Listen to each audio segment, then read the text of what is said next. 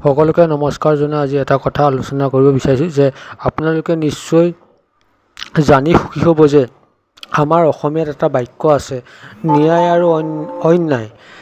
যিসকল প্ৰাৰ্থী ন্যায় পথত আছে আৰু যিসকল প্ৰাৰ্থী অন্যায় পথত আছে তাৰ বিবেচনা ভগৱানে কৰিব।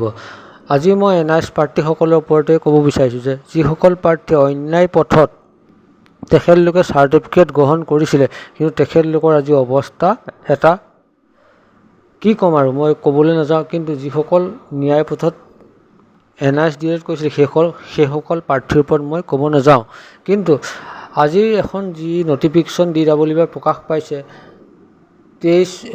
2 আৰু 3 জুনৰ বাবে, সেই নটিফিকেশ্যনখনত স্পষ্টকৈ প্ৰকাশ কৰিছে যে বিশেষকৈ 2 নম্বৰ পইণ্টটো চাব, এডমিশ্যন ৰেকৰ্ডছ আৰু স্লিপ লাগিব DLEDৰ।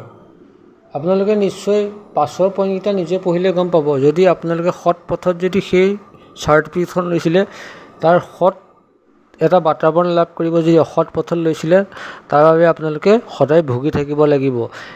এই ব্যৱস্থাটো ভগৱানেই কৰিছে, কিয়নো আপোনালোকে কিছুমান প্ৰাৰ্থীক লৈ যি ভেঙুচালি কৰিলে, আজি সেই ভগৱান নিশ্চয় সুদৃষ্টি হ'ল বা কাৰণেহে আপোনালোকৰ এই অৱস্থা হৈছে বুলি মই ধন্যবাদ জনাই যিসকল সৎ NIS প্ৰাৰ্থী আছে তেখেতলোকৰ ভৱিষ্যত উজ্জ্বল কামনা হওক। ধন্যবাদ।